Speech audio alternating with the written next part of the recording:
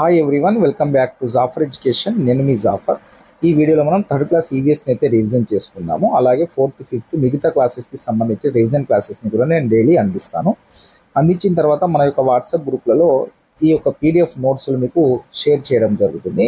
మీరు మన యొక్క వాట్సాప్ గ్రూప్లో జాయిన్ అవ్వాలి అనుకుంటే వాట్సాప్ గ్రూప్లో యూట్యూబ్లో కామెంట్ సెక్షన్లో మన యొక్క వాట్సాప్ గ్రూప్ లింక్ పిన్ చేసి పెడతాను. అక్కడ నుండి జాయిన్ అవ్వండి. ఈ యొక్క పీడిఎఫ్లు మీరు ఫ్రీగా పొందవచ్చు. అదేవిధంగా మీరైతే మన యొక్క ఛానల్ అయితే సబ్స్క్రైబ్ చేసుకోండి, మీ యొక్క మిత్రులకు షేర్ చేయండి, మన యొక్క వీడియోస్ని అయితే తప్పకుండా లైక్ చేయండి. ఇక మనము క్లాస్లోకి వెళ్ళిపోతే ఇక్కడ చూసుకున్నట్లయితే ప్రపంచ వృద్ధుల దినోత్సవం అక్టోబర్ 1న జరుపుకుంటారు. అమ్మ, నాన్న, అవ్వ, తాత వాళ్ళ పూర్వీకుల వివరాలు తెలిపేది ఏంటిది? వంశవృక్షం. నెక్స్ట్, కొన్ని ఆటలను జంతువుల సహాయంతో ఆడతారు. గుర్రంపై స్వారీ చేస్తూ బంతిని బ్యాట్తో కొట్టే ఆటను మనం పోలో అంటాము. పోలో ఆటలు ఉపయోగించే బ్యాట్ లేదా కర్రను మనం మల్లేట్ అంటాము. ఎడారి మొక్కలు బ్రహ్మజెముడు, నాగజెముడు, కలబంద. బాదం చెట్టు ఆకులు చాలా రంగుల్లో ఉంటాయి. నీలగిరి శాస్త్రీయ నామం యూకలిప్టస్. రాజస్థాన్ రాష్ట్రంలో జొన్నలు అనేవి ఎక్కువగా పండుతాయి. ఎక్కువగా జొన్న రొట్టెలు కూడా అక్కడ తింటారు. ప్రపంచ దివ్యాంగుల దినోత్సవం డిసెంబర్ 3. కళ్ళు లేని వాళ్ళు చదవడం కోసం వాడే లిపి బ్రెయిలీ లిపి. బ్రెయిలీ లిపిని కనిపెట్టింది లూయిస్ బ్రెయిలీ. ఆదాయం కోసం నైపుణ్యంతో చేసే పనులను మనము వృత్తి అంటాము. మీ నాన్నగారి అక్క భర్త తండ్రి మీకు తాత అవుతారు. నేల లోపల బొరియల్లో నివసించే జంతువులు వానపాము, కుందేలు, ఎలుక. కబడ్డీ ఆటకు మరో పేరు చెడుగుడు. మన రాష్ట్ర క్రీడ కబడ్డీ. ఇది గుర్తుపెట్టుకోండి. నేల లోపల బొరియల్లో నివసించే జంతువులు వానపాము, కుందేలు, ఎలుక. బాలల దినోత్సవం నవంబర్ 14న జరుపుకుంటారు. చదరంగ మాటను ప్రపంచానికి పరిచయం చేసింది మన భారతదేశం. నేల మీద నీటిలో నివసించే జంతువులు. నేల మీద మరియు నీటిలో నివసించే జంతువులు ఎండ్రిక్కాయ, మొసలి, కొన్ని రకమైన పాములు, తాబేలు. జంతువుల చలనంలో ఉపయోగపడేటివి రెక్కలు, తోక, కాళ్ళు. జంతువుల చలనంలో ఉపయోగపడేటివి రెక్కలు, తోక, కాళ్ళు. కలపతో కట్టిన ఇల్లు భూకంపాలు వచ్చే ప్రాంతంలో కట్టుకుంటారు. పడవ ఇల్లు కాశ్మీర్, కేరళ రాష్ట్రాల్లో కట్టుకుంటారు. ఇగ్లు అనేటివి మంచు ప్రాంతాల్లో కట్టడం అయితే జరుగుతుంది. ఇంకా మురికి నీటి మీద దోమలు పెరగకుండా కిరోసిన్, మలాథియన్ను పిచికారీ చేయాలి. Kerosene, malathion. శాశ్వత నివాసాలు రేకుల ఇల్లు, డాబా ఇల్లు, పెంకుటిల్లు. రకరకాల రంగుల్లో ఉండే మొక్కలు ఏంటి అంటే క్రోటాన్ మొక్కలు. నీటిని శుద్ధి చేయడానికి క్లోరిన్ వాడతారు. నీటి మొక్కలు తామర, కలువ పువ్వు. వినాయక ప్రతిమను మట్టితో లేదా ప్లాస్టర్ ఆఫ్ ప్యారిస్తో చేస్తారు. నూలు బట్టలను పత్తి దారంతో నేస్తారు. 3వ తరగతి ఈవీఎస్లో విద్యా ప్రమాణాల సంఖ్య 6. కలుషితమైన నీరు తాగడం వల్ల వచ్చే రోగాలు, వాంతులు, విరేచనాలు, కామెర్లు, కలరా. ఖచ్చితంగా మీరు టెక్స్ట్ బుక్స్ చదివేటప్పుడు టెక్స్ట్ బుక్ స్టార్టింగ్లో అన్నిటిలో మనకు విద్యా ప్రమాణాలు ఉంటాయి. వాటిని ఒకసారి చూసుకోండి, చదవండి. అక్కడ నుండి క్వశ్చన్స్ వచ్చే అవకాశం అయితే ఉన్నాయి. కుండల తయారు చేయు విధానం. బంకమట్టిని తీసుకొని రావటం. ఫస్ట్ తీసుకొచ్చిన తర్వాత బంకమట్టిని తొక్కి మెత్తగా చేస్తారు. మెత్తగా చేసినటువంటి మట్టిని ఆ ముద్దను తీసుకొని కుమ్మరి సారె పైన పెట్టి తిప్పుతారు. చేతితో కుండ ఆకారాన్ని తయారు చేస్తారు. సారె మీద తయారైన కుండను సరైన ఆకారం వచ్చేలా చెక్కతో చేసిన సలపతో కొడతారు. ఇది 2018 టీఆర్టీలో రావడం అయితే జరిగింది. తయారైన కుండలను మొదట నీడలో ఆరనిచ్చి చివరకు ఎండలో ఆరబెడతారు. ఎండకు ఆరిన కుండల్ని అవంలో పెట్టి కాల్చడం అయితే జరుగుతుంది. సో ఈ కుండలకు సంబంధించిన ఒక 1 by 1 ఏ విధంగా చేస్తారనేది గుర్తుపెట్టుకోవాలి. ఆ విధంగా అరేంజ్ అడగవచ్చు, లేకుంటే మీకు దీనిలో సరైనది సరికానిదని కూడా ఇక్కడ క్వశ్చన్ ఫ్రేమ్ అయ్యే అవకాశం అయితే ఉంది. ఇది మనకు మొత్తం థర్డ్ క్లాస్ ఈవీఎస్కి సంబంధించినటువంటి రివిజన్ క్లాసెస్ అన్నీ ఒక్క బిట్ కూడా మిస్ కాకుండా రాయడం అయితే జరిగింది. అన్నీ మీకు కవర్ అయినాయి. థర్డ్ క్లాస్ ఈవీఎస్కి సంబంధించిన ప్రతి ఒక్క బిట్ కవర్ అయింది. సో దీన్ని మీరు ఒకసారి 5 minutes ఒకసారి చూసుకున్నట్లయితే వీడియో మీకు రివిజన్ అయినట్టు కూడా అవుతుంది. నేను మళ్ళీ ఈ పీడిఎఫ్ నోట్స్ నేను మన యొక్క వాట్సాప్ గ్రూప్లలో షేర్ చేస్తాను. మీరు ఖచ్చితంగా మన యొక్క వాట్సాప్ గ్రూప్లలో జాయిన్ అవ్వాలి అనుకుంటే కామెంట్ సెక్షన్లో పిన్ చేసి పెడతాను. అక్కడ నుండి జాయిన్ అయ్యి ఫ్రీగా పొందండి.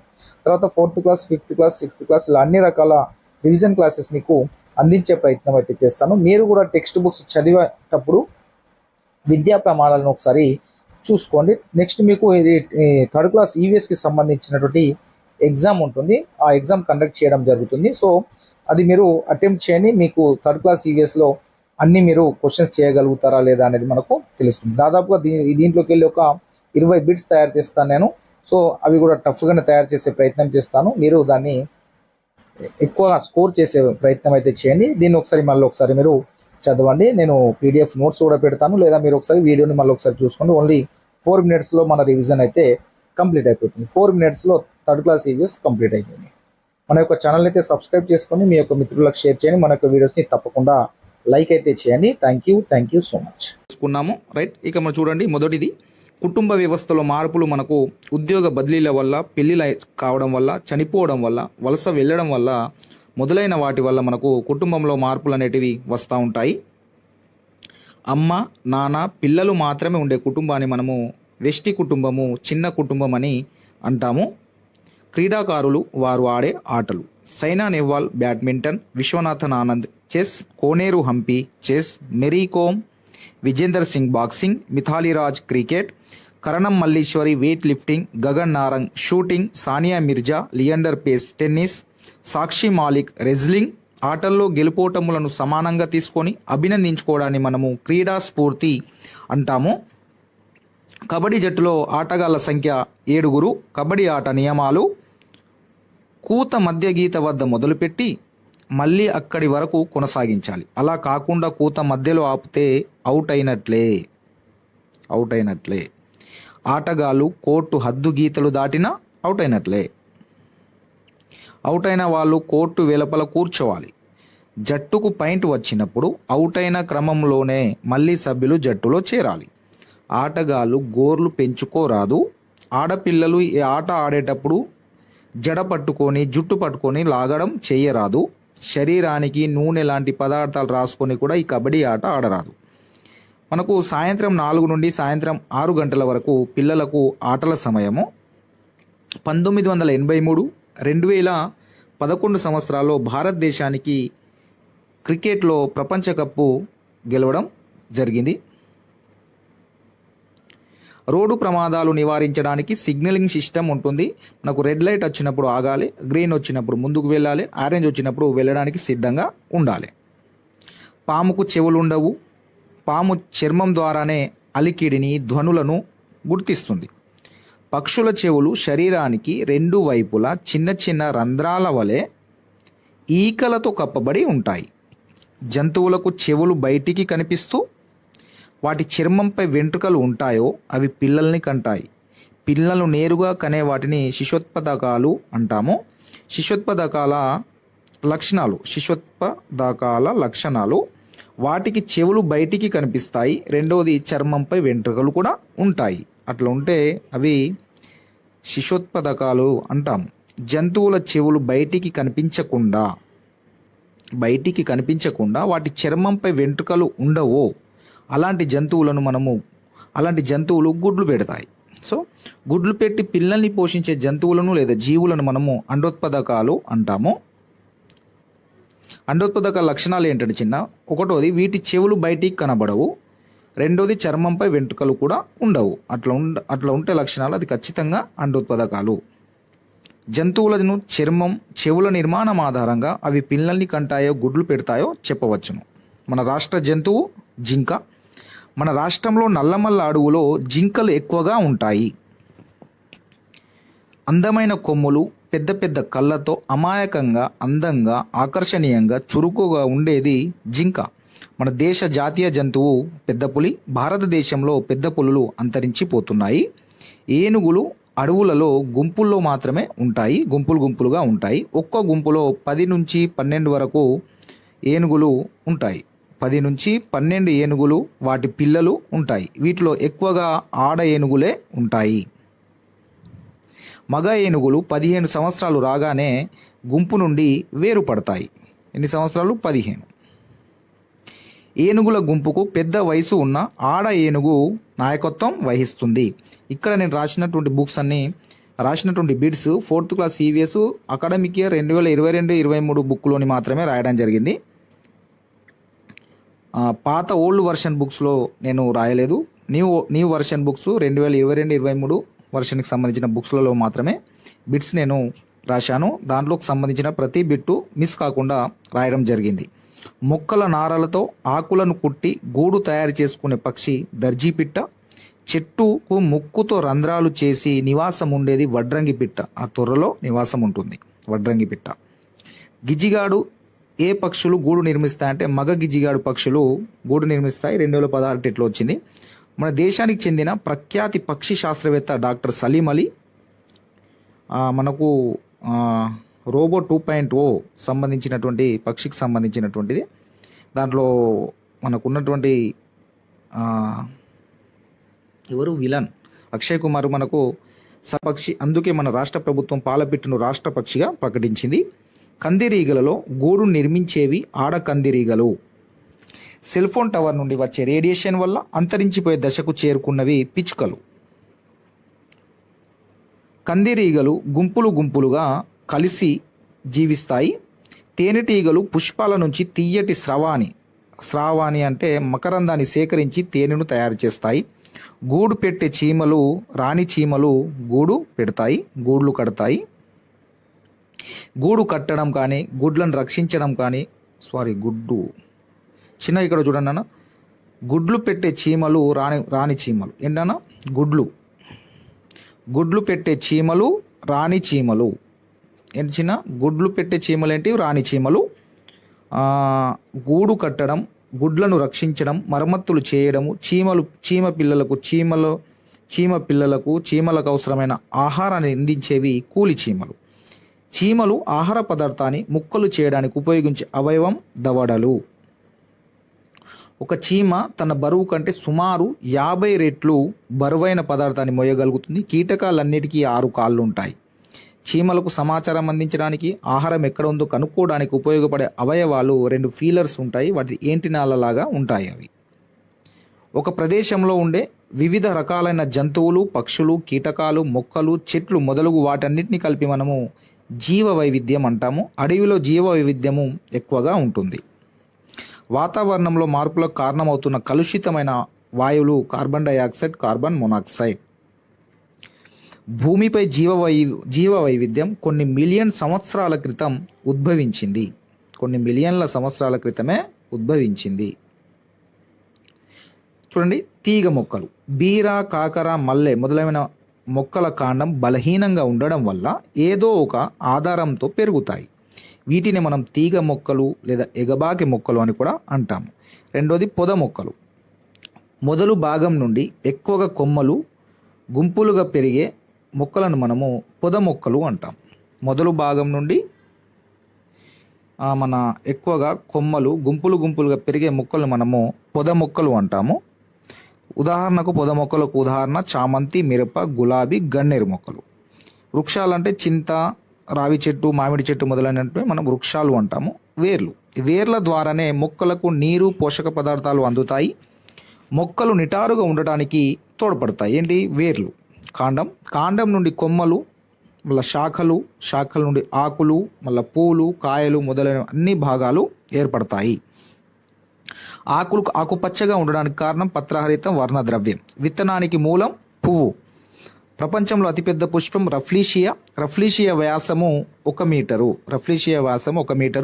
రఫ్లీషియా బరువు సుమారు 7 నుంచి 10 కిలోల బరువు ఉంటుంది. మనకు పాత బుక్లలో వేరే ఉంది, సో మన కొత్త బుక్స్ని మాత్రమే చదవాలి. రఫ్లీషియా నుండి వెలువడే కుళ్ళిన మాంసం వాసన గరిష్టంగా 2 కిలోమీటర్ల వరకు వ్యాపిస్తుంది. దాని యొక్క వాసన 2 కిలోమీటర్ల వరకు వస్తుంది. కొన్ని రకాల పువ్వులు చూడండి, passiflora, bottle brush, bird of paradise. ఇవి కొన్ని పూల పేర్లు. ఇవి పరాగ సంపర్కానికి తోడ్పడేటివి సీతాకోక చిలుక, తేనెటీగలు, తుమ్మెదలు. బాటిల్ బ్రష్ పుష్పకాలు. పూలు కాయలుగా మారడానికి సీతాకోక చిలుకలు, తుమ్మెదలు వంటి కీటకాలు తోడ్పడతాయి. చూడండి అన్న, పూలు కాయలుగా మారడానికి సీతాకోక చిలుకలు, తుమ్మెదలు వంటి కొన్ని కీటకాలు తోడ్పడతాయి. ఒకే విత్తనం ఉండేది మామిడి, కొబ్బరి. చిన్న విత్తనాలు ఆవాలు, మర్రి. పెద్ద విత్తనాలు ఉండేది కొబ్బరికాయలు. పెంకుగల విత్తనాలు అంటే ఆముదం విత్తనాలు. మెత్తటి విత్తనాలు అంటే నువ్వులు. పార్దీనియం మొక్కకు వయ్యారి భామ అని కూడా పేరు ఉంది. ఇది అమెరికా దేశం నుండి గోధుమలు దిగుమతి చేసుకునేటప్పుడు పార్దీనియం మొక్క మన దేశానికి వచ్చింది.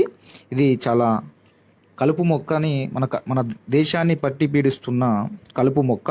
పార్దీనియం మొక్క పుప్పొడి వల్ల, అది వాసన చూడడం వల్ల మనకు వచ్చే వ్యాధులు ఊపిరితిత్తుల వ్యాధులు, చర్మ వ్యాధులు వస్తాయి. విత్తనాలు మొలకెత్తడానికి గాలి, నీరు, ఉష్ణోగ్రత మాత్రం అవసరం ఉంటుంది. చాలా జాగ్రత్తగా చూడండి. విత్తనాలు మొలకెత్తడానికి గాలి, నీరు, ఉష్ణోగ్రత మాత్రమే అవసరం, నేల అవసరం లేదు. జిల్లేడు విత్తనాలు గాలి ద్వారా ప్రయాణం చేస్తాయి. గాలి ద్వారా విత్తన వ్యాప్తి జరిపేటివి జిల్లేడ విత్తనాలు. జంతువుల ద్వారా విత్తన ప్రయాణం పల్లేరు, తేలుకొండి వంటి జంతువుల ద్వారా విత్తన వ్యాప్తి జరుగుతుంది. గాలి ద్వారా, నీటి ద్వారా, జంతువుల ద్వారా విత్తనాలు అనేవి వ్యాప్తి చెందుతాయి. కాక్టస్ మొక్కలు ఎడారి ప్రాంతంలో పెరుగుతాయి. మొక్కల ఉత్పత్తి కేంద్రాలను మనం నర్సరీలు అంటాము. నర్సరీలలో ఏ ఏ పద్ధతిలో మొక్కలు ఉత్పత్తి చేస్తారు అంటే అంటు కట్టడం కానీ, కణజాల వర్ధనం, విత్తనాలు చల్లడం అనే పద్ధతుల ద్వారా మొక్కలను ఉత్పత్తి చేస్తారు. చిన్నపాటి కుండీలలో పెరిగే వృక్షాలను మనం బోన్సాయి వృక్షాలు, వామన వృక్షాలు, జపాన్ దేశపు సాంప్రదాయ కళ అంటాం. దీన్ని మన 5th క్లాస్లో వస్తుంది. ఇది మనకు 4th క్లాస్ ఈవీఎస్కి సంబంధించి ఉంది. రైట్. ఉదయిస్తున్న సూర్యుడికి ఎదురుగా ముఖం ఉంచి నిలబడినప్పుడు ఎడమ చేతి వైపు ఉండే దిక్కుని మనం ఉత్తరం దిక్కు అంటాము. అదేవిధంగా ఉదయిస్తున్న సూర్యుడికి ఎదురుగా ముఖం ఉంచి నిలబడినప్పుడు కుడి చేతి వైపు ఉండే దిక్కుని మనము దక్షిణం దిక్కు అంటాము. సరిహద్దులు ఒక ప్రాంతము, స్థలము, కట్టడం యొక్క ఉనికిని లేదా అది ఉన్న ప్రదేశాన్ని గుర్తించడానికి ఉపయోగపడుతుంది. ఎల్లలు లేదా సరిహద్దులు ఒక స్థలానికైనా, ఒక భవనానికైనా లేదా ఒక గ్రామానికైనా ఇలా దేనికైనా చుట్టూ ఆనుకొని ఆయా దిక్కుల్లో ఏమున్నాయో చెప్తాయి. మనకు సౌత్ అండ్ వెస్ట్ మధ్య ఉండే మూల ఏది అంటే నైరుతి. అదేవిధంగా ఈస్ట్ సౌత్ల మధ్య ఉండే మూల ఏది అంటే ఆగ్నేయము. అదేవిధంగా నార్త్ ఈస్ట్ల మధ్య ఉండే మూల ఈశాన్యము. మరి వెస్ట్ మరియు నార్త్ల మధ్య ఉండే మూల వాయువ్యము. పెద్ద పెద్ద ప్రాంతాలను, దిక్కులను చిన్న సూక్ష్మ కొలతలతో కాగితంపై గీస్తే దాన్ని మనం పటం అంటాము.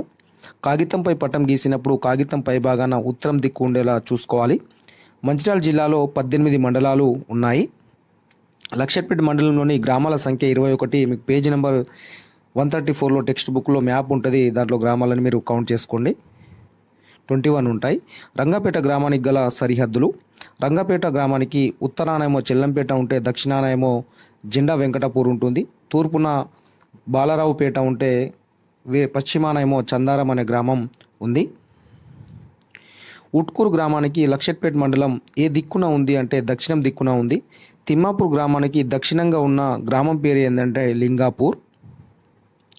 తిమ్మాపూర్ గ్రామానికి ఉత్తరంగా ఉన్న గ్రామం ఏది అంటే జెండా వెంకటాపూర్. గోదావరి నది లక్షట్పేట మండలానికి ఏ దిక్కున ఉంది అంటే దక్షిణం దిక్కున ఉంది. గోదావరి నది లక్షట్పేట మండలంలోని ఏ ఏ గ్రామాల గుండా ప్రవహిస్తుంది అంటే మోదెల, లక్షట్పేట, ఇటిక్యాల, పోతపల్లి, గుల్లకోట, ఇంకోటి మిట్టపల్లి ఈ గ్రామాల గుండా ప్రవహిస్తుంది. జెండా వెంకటాపూర్ గ్రామం తిమ్మాపూర్ గ్రామానికి ఏ వైపున ఉన్నదంటే ఉత్తరంగా ఉన్నది. లక్షట్పేట మండలానికి గల సరిహద్దులు మనకు పేజీ నెంబర్ 134లో ఉంటాయి. ఇవి కూడా అక్కడ కూడా మ్యాప్ ఉంటుంది లక్షట్పేట మండలానికి సంబంధించి దాని యొక్క సరిహద్దులు. లక్షట్పేట మండలానికి ఉత్తరానేమో కాశీపేట ఉంటుంది, దక్షిణాన గోదావరి నది ఉంటుంది. లక్షట్పేట మండలానికి తూర్పున మంచిర్యాల ఉంటే పడమరాన దండపల్లి మండల్ ఉన్నది. నల్గొండ జిల్లా సరిహద్దులు ఇది మనకు పేజీ నెంబర్ 136లో మ్యాప్ ఉంటుంది. నల్గొండ జిల్లాకు ఉత్తరాన యాదాద్రి భువనగిరి జిల్లా ఉంది. ఈశాన్యం మరియు తూర్పున ఏమో సూర్యాపేట జిల్లా ఉంది. ఆగ్నేయం మరియు దక్షిణాల మధ్య గుంటూరు జిల్లా ఉంది. నైరుతి మరియు పశ్చిమాల మధ్య నాగర్ కర్నూలు జిల్లా ఉంది. పశ్చిమాన మరియు వాయువ్యాన రంగారెడ్డి జిల్లా ఉంది. చిట్యాల మండలం యొక్క సరిహద్దులను చూడండి. చిట్యాల మండలానికి ఏమో ఉత్తరానేమో యాదాద్రి భువనగిరి జిల్లా ఉంటే, దక్షిణాన మునుగోడు జిల్లా ఉంది. తూర్పునేమో నార్కట్పల్లి ఉంటే, పశ్చిమానేమో యాదాద్రి భువనగిరి జిల్లానే ఉంది. నల్గొండ జిల్లాలో తిరుమలగిరి సాగర్ ఏ దిక్కున ఉన్నదంటే ఆగ్నేయం దిక్కున ఉంది. నల్గొండ జిల్లాలోని మండలాల పేర్లు ఉన్నాయి, ఒకసారి మీరు చదువుకోండి టెక్స్ట్ బుక్లో. నేను మళ్ళీ ఈ పీడిఎఫ్ పెడతాను గ్రూప్లో, టెన్షన్ పడకండి. ఈ పీడిఎఫ్ నేను మీకు వాట్సాప్ గ్రూప్లలో షేర్ చేస్తాను. జూన్ 2, 2014 తెలంగాణ రాష్ట్రం ఏర్పడింది, 29వ రాష్ట్రంగా. తెలంగాణ జిల్లాలో సంఖ్య 33. తెలంగాణ రాష్ట్ర సరిహద్దులు తెలంగాణ రాష్ట్రానికి ఉత్తరానేమో మహారాష్ట్ర ఉంది, ఈశాన్యానేమో ఛత్తీస్గఢ్ ఉంది. అదేవిధంగా తూర్పు దక్షిణాల మధ్య ఆంధ్రప్రదేశ్ ఉంది. పడమర మరియు నైరుత్య కర్ణాటక ఉంది. మరి వాయువ్యాన కూడా మహారాష్ట్రనే ఉంది. మనకు మహారాష్ట్ర ఉత్తరాన కూడా ఉంది, వాయువ్యాన కూడా మహారాష్ట్రనే ఉంది మన తెలంగాణకు. మన రాష్ట్రంలో గోదావరి నది ప్రవహించే జిల్లాలు: నిర్మల్, నిజామాబాద్, మంచిర్యాల, జగిత్యాల, పెద్దపల్లి, జయశంకర్, భూపాలపల్లి, ములుగు, భద్రాద్రి, కొత్తగూడెం. మొత్తం 8 జిల్లాల గుండా గోదావరి నది ప్రవహిస్తుంది. చిన్న గమనించాల్సిన విషయం ఏంటంటే, ఈ పీడిఎఫ్ నేను మీకు ఆల్రెడీ వాట్సాప్ గ్రూప్లో షేర్ చేస్తాను, టెన్షన్ పడకండి. క్విక్ రివిజన్ అన్ని ఫాస్ట్గా చదువుతున్నాను. గోదావరి నది ఏ జిల్లాలను వేరు చేస్తున్నది? నిర్మల్, జగిత్యాల, నిర్మల్, నిజామాబాదు, మంచిర్యాల, జగిత్యాల, మంచిర్యాల, పెద్దపల్లి. ఇవన్నీ 4th క్లాస్లోనే ఉన్నాయి చిన్న. మీకు అక్కడ క్వశ్చన్ మార్కులో ఉంటాయి అవి, వాటిని మేము చూసి రాయడం జరిగింది. మహారాష్ట్రకి సరిహద్దు గల జిల్లాలు ఏంటి అంటే మన ఆదిలాబాదు, కొమరంభీం, ఆసిఫాబాదు, కామారెడ్డి, నిర్మల్, నిజామాబాద్, మంచిర్యాల, జయశంకర్, భూపాలపల్లి జిల్లా. మీకు నోట్స్ క్విక్ రివిజన్ ఇలా ఎవరు అందియ్యారు నాకు తెలిసినంత వరకు, ఇంత క్లియర్గా అందరు పైన దాంట్లో ఉన్నాయి రాస్తారు. కాబట్టి నేను మీకు ఈ పీడిఎఫ్ అందించే ప్రయత్నం చేస్తాను, మీకు ఉపయోగపడుతుంది. కాబట్టి ఛత్తీస్గఢ్ సరిహద్దు గల జిల్లాలు: భద్రాద్రి కొత్తగూడెము, జయశంకర్, భూపాలపల్లి, ములుగు. మీరు చేయాల్సిన పని ఏంటంటే, చిన్న వీడియో చూస్తున్న వారు ఖచ్చితంగా లైక్ చేసి షేర్ చేయండి మీ మిత్రులకు. నేను మీకు ఖచ్చితంగా ఈ పీడిఎఫ్ని నేను మీకు వాట్సాప్ గ్రూప్లలో షేర్ చేస్తాము. కర్ణాటక సరిహద్దు గల జిల్లాలు: జోగులాంబ గద్వాల, కామారెడ్డి, సంగారెడ్డి, వికారాబాద్, నారాయణపేట. ఆంధ్రప్రదేశ్ సరిహద్దు గల జిల్లాలు ఏవి అంటే గద్వాల, నాగర్ కర్నూల్, వనపర్తి, నల్గొండ, సూర్యాపేట, ఖమ్మం, భద్రాద్రి, కొత్తగూడెము. హైదరాబాద్ చుట్టూ ఉన్న జిల్లాలు మేడ్చల్ మరియు రంగారెడ్డి. మహబూబ్ నగర్ వికారాబాద్కి ఏ దిక్కున ఉంది అంటే దక్షిణం దిక్కున ఉంది. ఖమ్మం సూర్యాపేటకు నైరుతీన ఉంది. మంచిర్యాలకి పెద్దపల్లి దక్షిణాన ఉంది. హైదరాబాద్కి యాదాద్రి తూర్పున ఉంది. వీధి లైట్ల ఏర్పాటు గ్రామ కార్యదర్శి చేస్తారు. జనన మరణాల నమోదు కూడా పంచాయతీ కార్యదర్శి చేస్తారు. ఇంటి పన్నుల వసూలు చేసేది కూడా గ్రామ కార్యదర్శి, పంచాయతీ కార్యదర్శులే చేస్తారు. జేపీఎస్లు అంటాం వాటిని మనం. భూమి వివరాల నిర్వహణ గ్రామ రెవెన్యూ అధికారి. ప్రస్తుతానికి ఈ వ్యవస్థనే లేదు కాబట్టి ఇలాంటి కాంట్రవర్సీ క్వశ్చన్లు అడగరు, కానీ మన బుక్లో ఇదే ఉంది కాబట్టి ఇదే రాయడం జరిగింది. ఇలాంటి కాంట్రవర్సీ క్వశ్చన్ల మీద కాన్సన్ట్రేషన్ పెట్టాల్సిన అవసరం లేదు. మండల పరిషత్ కార్యాలయం పనులకు బాధ్యత వహించేది పంచాయతీ కార్యదర్శి. నల్ల బిల్లులు వసూలు చేసేది కూడా పంచాయతీ కార్యదర్శి. మురికి కాలువల శుభ్రతను చూసుకునేది కూడా పంచాయతీ కార్యదర్శులు. ప్రతి ఏటా సాగు భూముల వివరాలు నమోదు చేసే రిజిస్టర్ను మనం తెలంగాణలో పాహని అంటాము, ఆంధ్రప్రదేశ్లో అడంగల్ అంటాము. టీకాలు మందులు వేయడం చేసేది ఏఎన్ఎం. ఇది ఒకటి చూడండి, ఇది అసలు అవసరం లేదు, బట్ ఒకసారి చెప్తున్నాను మీకు అవగాహన కోసమని. పంటల వివరాలు నమోదు చేసే బాధ్యత వహించేది ఎవరు అంటే ఫస్ట్ అయితే విఆర్ఓలు చేసేవారు. ఇప్పుడు విఆర్ఓ వ్యవస్థ లేదు. ప్రస్తుతం అయితే మన గ్రౌండ్ లెవెల్లో అయితే ఏఈఓలే ఇవన్నీ చేస్తున్నారు. కానీ ఇలాంటి కాంట్రవర్సీ క్వశ్చన్లు అడగరు, బుక్లో లేదు కూడా. కాబట్టి వాటిని కాన్సన్ట్రేషన్ పెట్టాల్సిన అవసరం లేదు మీరు. గ్రామంలోని సమస్యలను పరిష్కరించడానికి, గ్రామంలో సౌకర్యాలను కల్పించడానికి గ్రామ పంచాయతీ ఉంటుంది. అదేవిధంగా గ్రామ స్థాయిలో పాఠశాల, పశు వైద్యశాల, పోస్ట్ ఆఫీసు, అంగన్వాడీ కేంద్రం వంటి ఇతర ప్రభుత్వ సంస్థలు కూడా ఉంటాయి. ఆహార భద్రత కార్డును మంజూరు చేసే అధికారి ఎవరు అంటే జిల్లా సరఫరాల అధికారి, మనం ఇంగ్లీష్లో డిస్ట్రిక్ట్ సివిల్ సప్లై ఆఫీసర్ అంటాం. రేషన్ కార్డు కొరకు ఎవరికి దరఖాస్తు చేయాలంటే మనం తహసీల్దార్కి చేయాలి, ఎంఆర్ఓకి. ఐరిస్ కెమెరాను మీ మిజోయ్ కనుగొన్నాడు. ఐరిస్ అనగా కనుగుడ్లపై ఉన్న వలయాకార భాగం. చౌకదారుల దుకాణం ద్వారా సరుకులు సక్రమంగా అందకుంటే మనం ఎంఆర్ఓకి ఫిర్యాదు చేయాలి. తహసీల్దార్ కార్యాలయం యొక్క విధులు చూద్దాం ఒకసారి. గ్రామాల్లోని కుటుంబాలకు రేషన్ కార్డులు ఇవ్వడము, కులం, ఆదాయం, నివాస పత్రాలను ఇవ్వడము, ప్రభుత్వ పథకాలు ప్రజలకు అందేటట్లు చూడడము, వెట్టి చాకిరీ నుండి ప్రజలను విముక్తి చేయడం, ప్రజల నుండి వచ్చిన ఫిర్యాదులను విచారణ చేసి భూ వివాదాలను పరిష్కరించడం, మరి అదేవిధంగా రైతులకు పట్టా పాస్బుక్లు కూడా మంజూరు చేస్తారు వీరు. ఇక మండల పరిషత్ కార్యాలయం విధులు అంటే ఎంపీడీఓ యొక్క విధులు: ప్రాథమిక విద్యను అందించడము, వ్యవసాయం, పశుపోషణ అభివృద్ధి చేయడము, రోడ్ల నిర్మాణం, వాటి మరమ్మతులు, సాగునీటి సరఫరా, ఆరోగ్యం, శిశు సంక్షేమం కార్యక్రమాలు చేపట్టడం మొదలైనవన్నీ చేస్తారు. ప్రాథమిక ఆరోగ్య కేంద్రం యొక్క విధులు: రోగులను ప్రతిదినం పరీక్షించడము, ఆరోగ్య ఉప కేంద్రాల నిర్వహణ, పర్యవేక్షణ, జాతీయ ఆరోగ్య కార్యక్రమాలను అమలు చేయడము, మాతా శిశు సంరక్షణ కింద కాన్పులు ప్రాథమిక ఆరోగ్య కేంద్రంలోనే చేయడం, రోగాల తీవ్రతను బట్టి రోగులను జిల్లా ఆసుపత్రికి సిఫార్సు చేయడం. మండల వనరుల కేంద్రం విధులు: పాఠశాలను పర్యవేక్షించడం, మండలంలో 100% బడియేడు పిల్లలను బడిలో నమోదు చేయడము, సకాలంలో హాజరు కాని ఉపాధ్యాయుడిపై చర్యలు తీసుకోవడము, పిల్లలకు నాణ్యమైన విద్యను అందించేలా చూడడం, మధ్యాహ్న భోజన నిర్వహణ సక్రమంగా జరిగేటట్లు చూడడం అనేది ఎంఆర్సి యొక్క విధులు. మండల పరిధిలోని అన్ని రకాల అభివృద్ధి కార్యక్రమాలను పర్యవేక్షణ కోసం మండల పరిషత్ అధ్యక్షుల ఆధ్వర్యంలో సమావేశాలు జరుగుతాయి. ఎంపీపీ ఆధ్వర్యంలో మండల పరిధిలోని అన్ని రకాల అభివృద్ధి కార్యక్రమాల పర్యవేక్షణ కోసం అనేది 3 నెలలకు ఒకసారి సమావేశాలు ఏర్పాటు చేస్తారు. మండల పరిషత్ సర్వసభ సమావేశానికి వచ్చు సభ్యులు ఎవరు అంటే మండల పరిధిలోని జెడ్పీటీసీ, ఎంపీటీసీ, సర్పంచులు, కోఆపరేటివ్ సభ్యులు, అధికారులు వస్తారు. ఎవరికైనా ఏదైనా ప్రమాదం జరిగితే మనం చేయవలసింది వెంటనే 108కి. గ్రామ స్థాయిలో సమాచారం పొందుటకు ఎంత రుసుము చేయాలంటే ఎటువంటి రుసుము చెల్లించనవసరం లేదు. గ్రామ స్థాయిలో సమాచారం కోసం సమాచారం హక్కు చట్టం ఏర్పాటు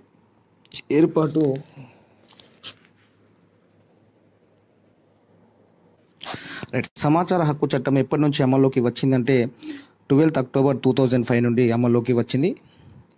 వీరు సమాచారం పొందుటకు ఎటువంటి రుసుము చెల్లించనవసరం లేదు. ఎవరు అంటే దారిద్ర్య రేఖకు దిగువనున్నవారు సమాచారం పొందుటకు ఎటువంటి రుసుము చెల్లించనవసరం లేదు. దరఖాస్తు చేసుకున్న ఎన్ని రోజులకు సంబంధిత అధికారి సమాచారం అందించాలంటే 30 రోజులలో అందిస్తాడు.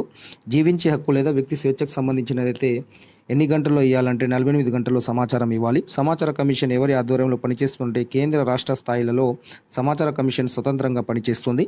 సమాచార హక్కు చట్టం 2005 సెక్షన్ 6(1) ప్రకారము ప్రజా సమాచార అధికారులను సమాచారం అడిగే హక్కు మనకు ఉంటుంది. ఇది పేజీ నెంబర్ మీకు 28లో మీకు ఉంటుంది.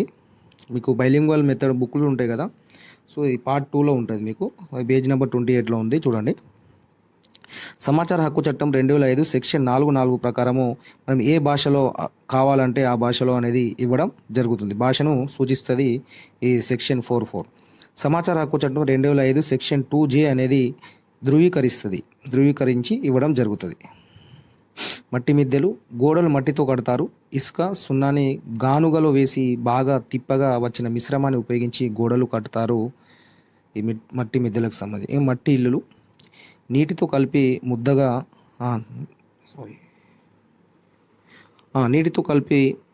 ముద్దగా చేసి మట్టి ముద్దలనే పేర్చుతూ గోడ కడతారు. 4 గోడలు 6 అడుగుల ఎత్తు లేచిన తర్వాత నల్ల మధ్య దూలాలపైన వెదురు గడలను పరిచి తాటి ఆకుల కప్పు వేస్తారు. డాబాలు, కాల్చిన ఇటుకలు, సున్నంతో చాలా డాబాలు కడతారు. గోడలకు ఇసుక, సున్నం మిశ్రమంతో ప్లాస్టరింగ్ చేస్తారు. టేకు, మద్దికర్ర, వెగిస దూలాలు పేర్చి బెంగళూరు పెంకుతోటి కప్పు వేస్తారు. నేలపైన తాండూరు లేదా షాబాద్ బండలను వేస్తారు. ఇది ఏంటంటే డాబా ఇల్లు. డూప్లెక్స్ ఇల్లు సిమెంటు, కాంక్రీట్తో బెడ్ వేసి ఇనుప ఊచలలో కాంక్రీట్ వేసి పిల్లర్లు పోస్తారు. సిమెంట్ ఇటుకలతో గోడలు కట్టి స్లాబ్ వేసేందుకు లిఫ్ట్ లేదా వైబ్రేటర్ వాడతారు. గోడలకు మొదట సిమెంట్తో ప్లాస్టరింగ్ చేసి తర్వాత వాల్కేర్ పెట్టి మరింత నునుగు చేస్తారు. గదులు చల్లగా ఉండడానికి పైకప్పు ప్లాస్టర్ ఆఫ్ ప్యారిస్ షీట్లతో సీలింగ్ చేస్తారు. నేలపై రాజస్థాన్ నుండి తెప్పించిన చల్వరాతి బండలు, వంటగదిలో బాత్రూంలలో సిరామిక్ టైల్స్ అనేటివి వేస్తారు. Ceramic tiles. ఇంటి పైకప్పుపై ప్లాస్టిక్ షీట్లు పరిచి మట్టిలో మడులను చేసి కూరగాయలను, పూల మొక్కలను పెంచేలా ఏర్పాటు చేస్తే దాన్ని మనము రూఫ్ గార్డెన్ అంటాం. ఇటుకలు తయారు చేయడంలో దశలు. బంకమట్టిని సేకరించాలి. బంకమట్టిని బూడిదతో కలపాలి. 3వది దీనిని నీటితో కలిపి పశువులతో తొక్కించి మెత్తగా చేస్తాం. 4వది మట్టి ముద్దలను ఇటుక ఆకారం వచ్చే అచ్చులో వేసి తీయడం. పచ్చి ఇటుకలను 2 రోజుల పాటు ఎండబెట్టాలి. 6వది ఎండిన ఇటుకలను బట్టిలో పేర్చి కట్టెలు, వరి పొట్టుతో కాలుస్తాం. ఇటుక బట్టి 30 రోజుల వరకు కాలుతుంది. 7వది ఇటుకలు ఎర్రగా కాలగానే వారం రోజుల పాటు చల్లార్చిన తర్వాత ఇండ్లు కట్టేవారికి అమ్మేస్తారు. నేలపైన పరిచే బండలు మన రాష్ట్రంలో ఏ ప్రాంతాల్లో లభిస్తున్నాయంటే ఖమ్మం, తాండూరు. ఈశాన్య రాష్ట్రాల్లో ఎక్కువగా కనిపించే ఇండ్లు ఏవి అంటే చెక్కతో నిర్మించిన ఇల్లు మనకు ఎక్కువగా కనిపిస్తాయి. వెదురు బొంగులను పేర్చి గోడలాగా ఉపయోగిస్తారు వాటిని. వీటికి ఆవు పేడను కలిపిన బంకమట్టిని పూస్తారు. ఇంట్లో పైకప్పులు రేకులతో ఏటవాలుగా ఉంటాయి. కింది భాగంలో స్లీట్ను నిర్మిస్తారు. స్లీట్ అనగా వర్షపు నీరు వెళ్ళే మార్గంను మనం స్లీట్ అంటాము. ఈశాన్య రాష్ట్రాల్లో బ్రిటిష్ వారు ఇళ్ల నిర్మాణం 1826లో ప్రారంభించారు. డోంగా అనగా పడవ ఇల్లు. ఇది శ్రీనగర్ దాల్ సరస్సుపై యాత్రికులు విహరించే ఇల్లుని మనము డోంగా అంటాం, పడవ ఇల్లు అంటాం వాటిని. రంగుబండలు ఎక్కువగా మనకు తాండూరు ప్రాంతంలో లభిస్తాయి. తాండూరు ప్రాంతంలో ఇంటి గోడలు, పైకప్పు, ఫ్లోరింగ్ మొత్తం రాళ్లతోనే నిర్మిస్తారు. ఇక్కడ తాండూరులో. నట్ట అనగా ఎలిక పాములు. కడుపులో నట్టలు ఉంటే వచ్చే వ్యాధి రక్తహీనత. కడుపులోని నూలి పురుగుల నివారణకు డివార్మింగ్ మాత్రలు సంవత్సరానికి రెండు సార్లు వేసుకోవాలి.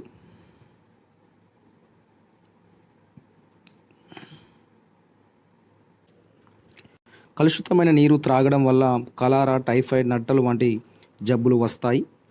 జాతీయ స్థాయిలో ప్రాచుర్యం పొందిన పారిశుద్ధ్య విప్లవము మనకు మధ్యప్రదేశ్ రాష్ట్రం బేతూల్ జిల్లా చిచౌలి గ్రామంలో ప్రారంభమైంది.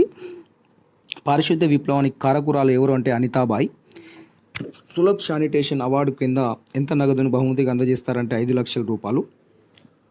అనితాబాయికి సులభ్ శానిటేషన్ అవార్డును అప్పటి కేంద్ర గ్రామీణ అభివృద్ధి శాఖ మంత్రి అయిన జయరాం రమేష్ చేతుల మీదుగా తీసుకున్నది. 100% పారిశుద్ధ్యం ఉన్న గ్రామాలు అనగా ప్రధానంగా గ్రామంలోని అన్ని ఇళ్లలో మరుగుదొడ్డి సౌకర్యం ఉండి గ్రామంలో పారిశుద్ధ్యం సరిగా ఉంటే ఆ గ్రామానికి లభించే అవార్డే నిర్మల్ పురస్కార్ అవార్డు. నిర్మల్ పురస్కార్ అవార్డును రాష్ట్రపతి చేతుల మీదుగా బహుకరిస్తారు. చండీగఢ్ రాష్ట్రంలో లేక్ చంద్ అనే వ్యక్తి ప్రజలు పారేసిన చెత్తను సేకరించి దాని నిర్మాణ సామాగ్రిగా మార్చి అందమైన రాక్ గార్డెన్గా నిర్మించాడు. పర్యావరణ పరిరక్షణకి చెత్తను తగ్గించడానికి ప్రతి ఒక్కరు పాటించాల్సిన 3 సూత్రాలు: రెడ్యూస్, రీయూజ్, రీసైకిల్. తగ్గించడం, తిరిగి వాడడం, రీసైక్లింగ్ చేయడం. నాగుల కుంటను చెరువుగా నిర్మించిన ఇంజనీర్ ఎవరు అంటే అబ్దుల్ బారీ.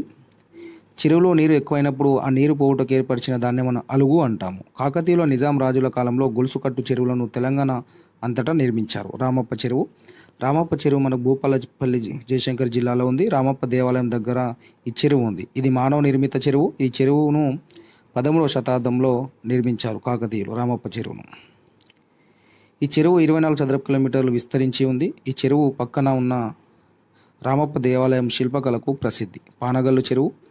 ఈ చెరువు నల్గొండ జిల్లాలో ఉంది. ఈ చెరువును ఉదయ సముద్రం అంటాం. పానగల్లు చెరువు నల్గొండ జిల్లా కేంద్రం నుంచి 3 కిలోమీటర్ దూరంలో ఉంది. ఈ పానగల్లు చెరువును కాకతీయ రాజైన ప్రతాపరుద్రుడు నిర్మించాడు.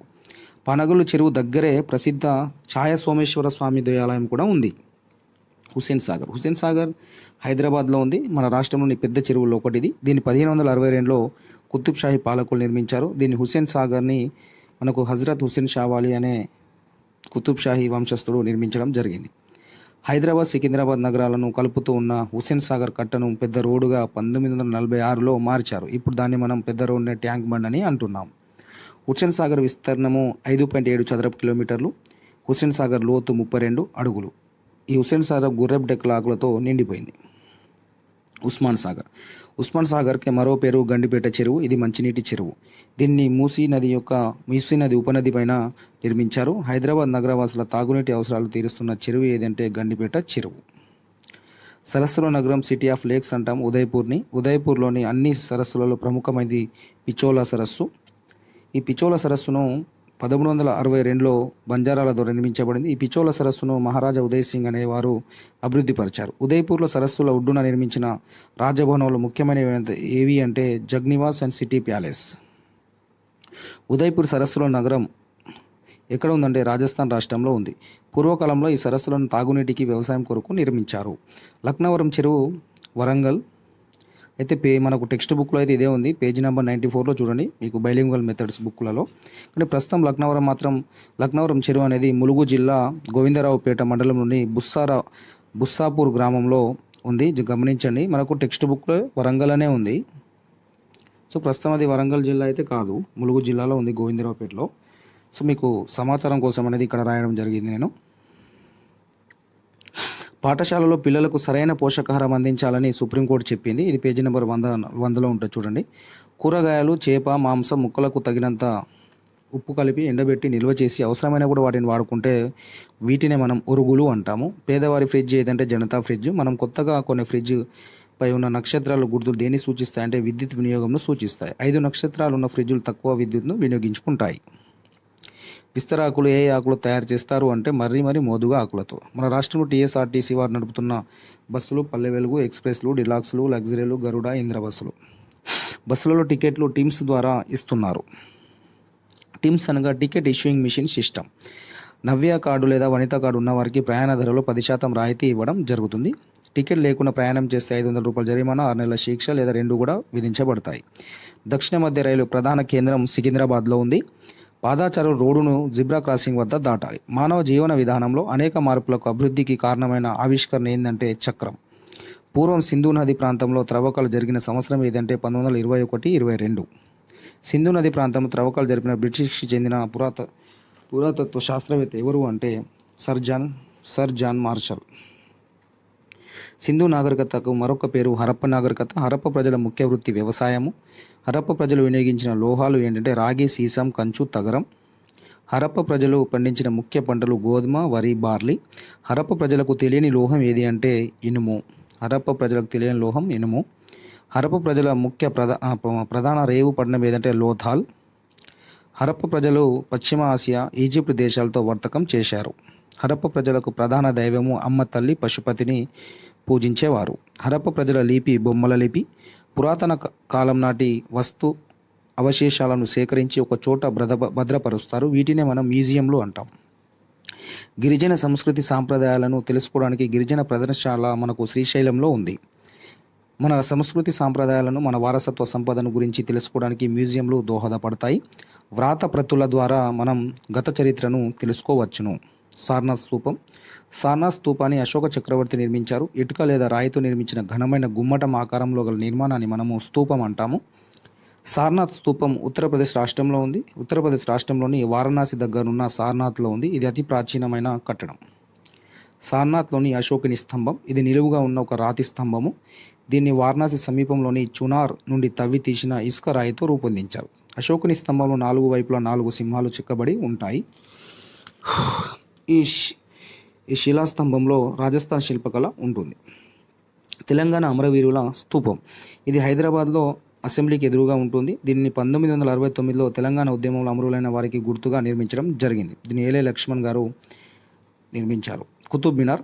ఇది మన దేశ రాజధాని ఢిల్లీ నగరంలో ఉంది. దీని ఎత్తు సుమారుగా 72.5 మీటర్లు ఉంటుంది. కుతుబ్ మినార్ యొక్క ఎత్తు. దీనిని కుతుబుద్దీన్ ఐబక్ ప్రారంభిస్తే ఇల్టుడ్మిష్ అనే వాడు పూర్తి చేశాడు. ఇది మనకు 2016-10లోనూ వచ్చింది, 16-17లో. ఎర్రకోట. దేశ రాజధాని ఢిల్లీలో ఉంది. ఇది స్వతంత్ర దినోత్సవం రోజున జాతీయ పతాకాన్ని ఎగురవేస్తారు. దీన్ని ఎర్రరాయితో నిర్మించారు. ఎర్రకోట నిర్మాణంలో పర్షియన్ మరియు భారతీయ నిర్మాణ శైలులు రెండూ స్పష్టంగా కనిపిస్తాయి.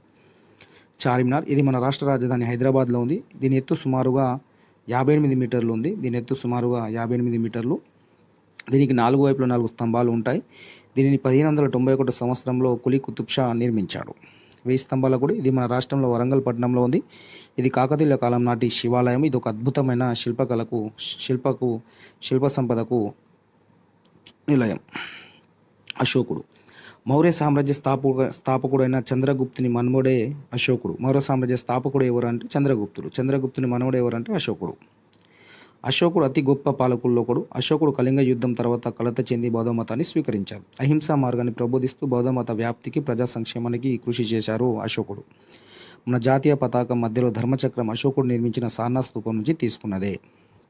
చంద్రగుప్త విక్రమాదిత్యుడు. క్రీస్తు శకం 320 సంవత్సరంలో శ్రీగుప్తుడు గుప్త సామ్రాజ్యాన్ని స్థాపించాడు.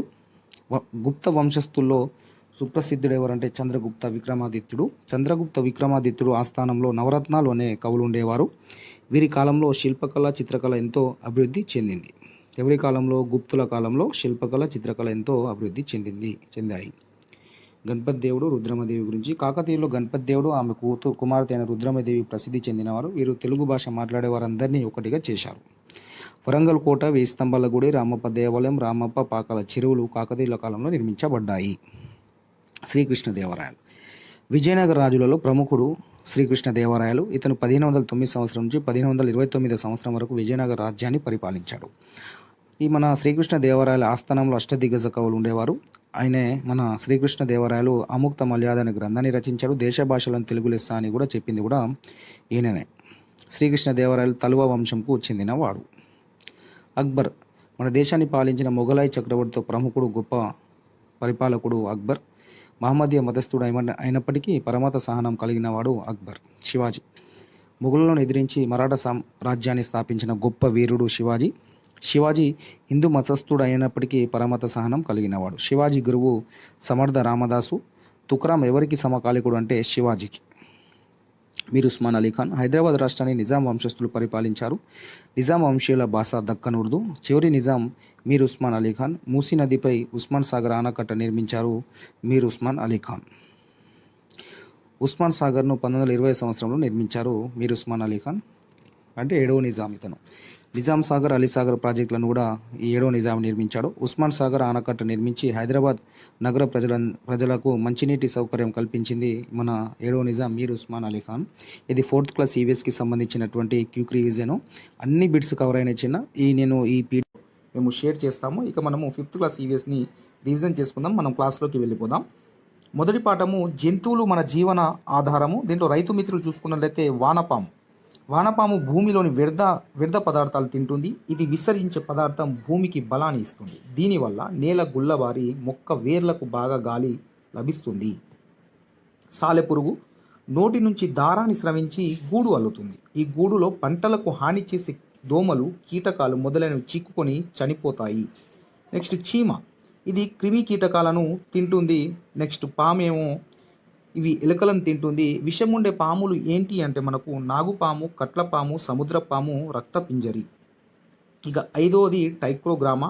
దీనిని జాతీయ వ్యవసాయ పరిశోధన మండలి శాస్త్రవేత్తలు ప్రయోగశాలలో సృష్టించారు. దీని జీవితకాలం వారం రోజులు మాత్రమే. ఇవి శత్రు పురుగుల గుడ్లను నాశనం చేస్తుంది. నెక్స్ట్ వన్యప్రాణి రక్షణ చట్టం, సంరక్షణ చట్టం. ఇది 1971 షెడ్యూల్ 1 ప్రకారము పులి, ఏనుగు, నెమలి మొదలైన అడవి జంతువులను వేటాడడం, విక్రయించడం నేరం. నేరానికి పాల్పడితే 3 నుంచి 7 సంవత్సరాల జైలు శిక్ష, ₹1,00,000 వరకు జరిమానా కూడా విధించడం జరుగుతుంది. నెక్స్ట్ తగ్గిపోతున్న జంతు సంపద. నేడు ప్రతి 20 నిమిషాలలో ఒక జాతి కనుమరుగవుచున్నది. బెంగాల్ టైగర్, బట్టిమేక పక్షులు, కలివికోడి, ఉంగనూరు ఆవులు ఇవి రోజు రోజుకి తగ్గిపోతున్నాయి.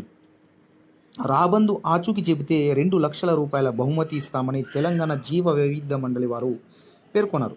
మన రాష్ట్రంలో రాబందులు మనకు కొమ్రంభీం ఆసిఫాబాద్ జిల్లా పెంచకల్పేట మండలంలోని మన నందిగామ గ్రామం దగ్గరలో పాలరాపు గుట్ట అని ఉంది. అక్కడ ఒక పేరు రాబందులో ఉన్నాయి. రెండో పాఠము వ్యవసాయము, పంటలు. ఇక్కడ చూసుకున్నట్లయితే మన రాష్ట్రంలో కొన్ని దశాబ్దాల క్రితం వరకు దాదాపు 5,400 వరి వంగడాలు ఉంటే 740 రకాల ఏమో మామిడి వంగడాలు, మరి 3,500 వంకాయ రకాలు ఉండేవి. ఇక మన దేశంలో మొక్కల జన్యువులను సేకరించి భద్రపరిచే సంస్థ National Bureau of Plant Genetics. ఒకే చోట ఒకే కాలంలో ఒకటి కన్నా ఎక్కువ పంటలు పండించడాన్ని మనము అంతర పంటలు అంటారు. పంటల్లోని రకాలు చూస్తే వరి IR20, హంస, స్వర్ణ, మసూరి, బంగారు తీగ, సాంబా. కంది ఏమో ఎర్రకంది, నల్లకంది, ఆశా, నడిపి. వరి, జొన్న, శనగ పంటలకు 4 నెలల సమయం పడుతుంది. అయితే కంది పంటకు సుమారుగా 6 నెలల సమయం పడుతుంది. మూడో పాఠం మనం చెట్లను పెంచుకుందాం. అడవులు భూమి మీద మొత్తం విస్తీర్ణంలో 1/3 ఉండాలి, 33% ఉండాలి. కానీ మన దేశంలో ప్రస్తుతం మొత్తం భూభాగంలో 21% అడవులు మాత్రమే ఉన్నాయి. పెద్దగా పెరిగే చెట్లను చిన్న చిన్న కుండీలలో పెంచడాన్ని మనం బోన్సాయి, వామన వృక్షాలు అంటాము. ఇది జపాన్ దేశపు సంప్రదాయ కళ. పాఠశాలలో చెట్లను పెంచడానికి అవసరమైన సహాయం అందించడానికి కౌన్సిల్ ఫర్ గ్రీన్ రెవాల్యుయేషన్ వంటి వారు గ్రామాల్లో పాఠశాలల ద్వారా పనిచేస్తున్నారు. ఈ సంస్థ 1,00,000 మొక్కలు నాటే కార్యక్రమాన్ని శ్రీకారం చుట్టింది. దాదాపు 650 ప్రభుత్వ పాఠశాలలో మొక్కలు పంపిణీ చేసింది. వన ప్రేరణ ఉద్యమం ఈ సంస్థ చేపట్టింది. వన ప్రేరణ ఉద్యమంలో భాగంగా కౌన్సిల్ ఫర్ గ్రీన్ రెవాల్యుయేషన్లోని వాళ్ళు తగిన జాగ్రత్తలు తీసుకొని మొక్కలను పెంచిన వారికి వనప్రేమి పురస్కారం కూడా ఇస్తున్నారు. నగరాల్లో 27% మంది జనాభా, 33% మంది గ్రామీణ ప్రాంతాల్లో నివసిస్తున్నారు. ఐక్యరాజ్య సమితి వేప చెట్టును శతాబ్ది వృక్షంగా గుర్తించింది. వ్యాధులకు ఖర్చు పెట్టకు వేలు, వేప మొక్కలు పెంచుకొనుట మేలు. 4వ పాఠం పౌష్టికాహారము. శరీరానికి శక్తినిచ్చే పదార్థాలను మనం కార్బోహైడ్రేట్స్ లేదా పిండి పదార్థాలు అంటాము. పిండి పదార్థాలు ఎక్కువగా మనకు చిరుధాన్యాలలో ఉంటాయి. వరి, గోధుమ, జొన్నలు, మొక్కజొన్న, తైదలు, సజ్జలు, సామలు, కొర్రలు వీటన్నిటిలో మనకు కార్బోహైడ్రేట్స్ ఎక్కువగా లభిస్తాయి. ఆలుగడ్డ, చక్కెర, బెల్లం, చిలగడ దుంప రకరకాల పండ్లలో కూడా శక్తినిచ్చే పోషక పదార్థాలు ఉంటాయి. రెండోది ప్రోటీన్స్, మాంసకృత్తులు అంటాం వీటిని కూడా మనం. కొత్త కణాలు పుట్టడంలో కానీ గాయాలు మాన్పడంలో కానీ ప్రోటీన్లు అనే పోషకాలు అవసరం. శరీర పెరుగుదలకు కూడా ప్రోటీన్లు అవసరము. పప్పు ధాన్యాల్లో పాలు, చేపలు, గుడ్లు, మాంసాల్లో ప్రోటీన్స్ అనేటివి అధికంగా ఉంటాయి. రక్తంలో ఇనుము, ఎముకల్లో, దంతాల్లో కాల్షియం, ఫాస్ఫరస్ వంటి ఖనిజ లవణాలు ఉంటాయి. గాయం మానాలి అంటే ఏం ఎక్కువగా తినాలి అంటే పప్పు ధాన్యాలు తినాలి. పప్పులు తింటే గాయం అనేది మానుతుంది, చీము అనేది రాదు పప్పుల వల్ల. ఆహార పిరమిడ్ని చూసినట్లయితే ఇక్కడ ఒకసారి చూడండి. మనం కావాల్సినంత తినాల్సింది ఏంటంటే పప్పులు, చిరుధాన్యాలు. ఎక్కువగా తినాలి ఏంటంటే పండ్లు, కూరగాయలను ఎక్కువగా తినాలి. పాలు, నెయ్యి, మాంసాన్ని తగినంతగా తినాలి. అండ్ అరుదుగా తినేటి ఐస్ క్రీమ్, శీతల పదార్థాలు, బర్గర్లు, పిజ్జాలు, ఈ జంక్ ఫుడ్ అంతా అరుదుగా తినాలి. ఒక మధ్య రకం టమాటాలో ఉండేటువంటి విటమిన్స్ చూద్దాం ఒకసారి. ఒక మధ్య రకం టమాటాలో 1.08 గ్రాముల ప్రోటీన్ ఉంటుంది, 22 క్యాలరీల శక్తి ఉంటుంది, 1.5 గ్రాముల ఫైబర్ ఉంటుంది, పొటాషియం ఉంటుంది, ఫాస్ఫరస్ ఉంటుంది, మెగ్నీషియం ఉంటుంది, సోడియం ఉంటుంది, ఖనిజ లవణాలు ఉంటాయి. దీనిలో విటమిన్లు వచ్చేసరికి vitamin A, vitamin B2, vitamin B6, vitamin E and vitamin C and K కూడా. 5వ పాఠము మన శరీర భాగాలు, జ్ఞానేంద్రియాలు. కళ్ళు ఆప్థమాలజీ, చెవి ఓటాలజీ, ముక్కు రైనాలజీ, దంతాలు ఒడెంటాలజీ, చర్మం డెర్మటాలజీ. మొత్తం జ్ఞానేంద్రియాలు 5. కళ్ళు చదువుతున్నప్పుడు పుస్తకానికి కంటికి 30 సెంటీమీటర్ల దూరం ఉండాలి. అండ్ టీవీ చూస్తున్నప్పుడు 2.5 మీటర్ల దూరం నుండి చూడాలి. నెక్స్ట్ చెవులు. గబ్బిలం రాత్రిపూట సంచరిస్తుంది. అది తన దారిలో ఉన్న అడ్డంకులను తన శబ్దాల ద్వారా గ్రహిస్తుంది. తను చేసే శబ్దాలు ఆ అడ్డంకులను తగిలి వెనుకకు రావడాన్ని గ్రహించి తన మార్గాన్ని మార్చుకుంటుంది గబ్బిలం. నెక్స్ట్ ముక్కు ద్వారా మనం ఉచ్ఛ్వాస నిశ్వాస ప్రక్రియను చేస్తాము. నాలుక ద్వారా మనము రుచులని తెలుసుకుంటాము. ఒకసారి చూడండి, ఇక్కడ మనకు నాలుక చివరి భాగంలో తీపి అంటాం. ఇది చివరి భాగము అవుతుంది. ఎందుకంటే మనకు మొదలు ఎక్కడవుతుంది, ఇట్ లాస్ట్లో అంటే ఉన్నదాన్ని కొండ నాలుక దగ్గర ఉన్నదాన్ని మనం మొదటి భాగం అంటాం. మనకు నాలుక ఇక్కడ ఎక్కడైతే ముందు అని అనుకుంటున్నామో అది చివరి అవుతుంది నాన్న. సో చివర్లో అంటే ఉండేదేమో తీపి, ఈ మన మధ్యలో ఇక్కడ తీపి వెనకాల ఉండేదేమో ఉప్పు, ఈ ప్రక్కలకేమో పులుపు ఉంటుంది. మనకు నాలుక ఎక్కడైతే స్టార్ట్ అవుతుందో అక్కడ మాత్రము చేదు అనేది ఉంటుంది. ఇక్కడ ఒకటి గమనించండి మిత్రులారా, నాలుక ఇక్కడ బయట ఉన్నది ముందు భాగం కాదు, అది చివరి భాగం అవుతుంది. Okay, right. నెక్స్ట్ దంతాలు. కుంతకాలు, రదనికలు, అగ్రచర్వనకాలు, చర్వనాలు. కొరుకు దంతాలు అంటాం, కూర దంతాలు, నములు దంతాలు, విసురు దంతాలు. దీని యొక్క సూత్రం చూడండి, 2:123/2:123. ఇవి మనకు ఎన్ని ఉంటాయి అనేటివి ఇక్కడ ఉన్నాయి. ఈ కొరుకు దంతాలు ఏమో 4 ఉంటాయి, కూర దంతాలు ఏమో 1, నములు దంతాలు 2, విసురు దంతాలు 3. ఇవి కింద ఎన్ని ఉంటాయో పైన కూడా అన్నే ఉంటాయి. సో మొత్తం మనకు 32 పళ్ళు ఉంటాయి. ఇక శరీరంలోని అతిపెద్ద అవయవం చర్మము. ఇది దాదాపు 1.5 చదరపు మీటర్ల వైశాల్యము అండ్ 4 కిలోల బరువు ఉంటుంది. అరచేతి వేళ్ళ చర్మంపై ఉండే ఎత్తు పల్లాల వల్ల వేలి ముద్రలు అనేటివి ఏర్పడతాయి. చెవి, ముక్కు, గొంతుకు సంబంధించిన సమస్యలకు వైద్యం చేయు డాక్టర్ని మనం ఈఎన్టీ డాక్టరు అంటాం.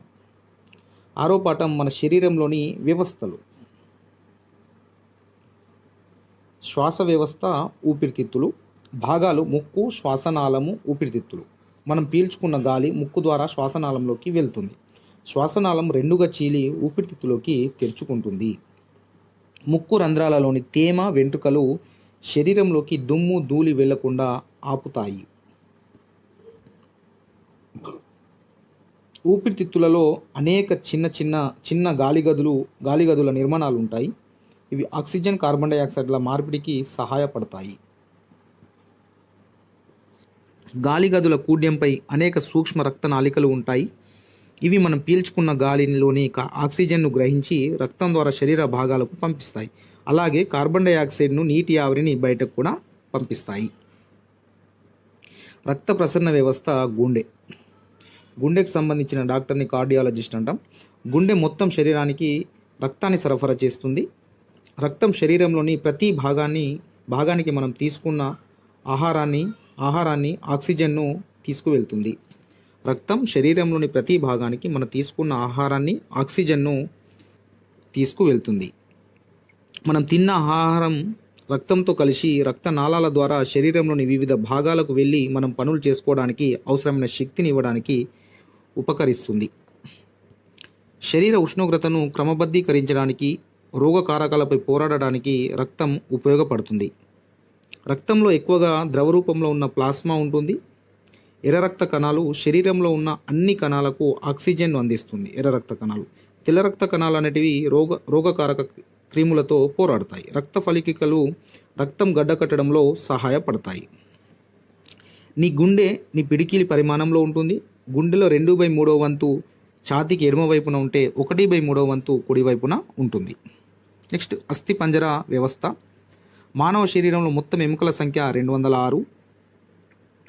తలలోని ఎముకల చట్రాన్ని పుర్రె అంటాము. ఇది మెదడును కాపాడుతుంది. కాల్షియం ఎముకలను దృఢంగా ఉంచుతుంది. పాల ఉత్పత్తులు, ఆకుకూరల్లో కాల్షియం అనేటిది ఎక్కువగా ఉంటుంది. శరీరానికి ఎండ తగలడం వల్ల డి విటమిన్ అనేది లభిస్తుంది.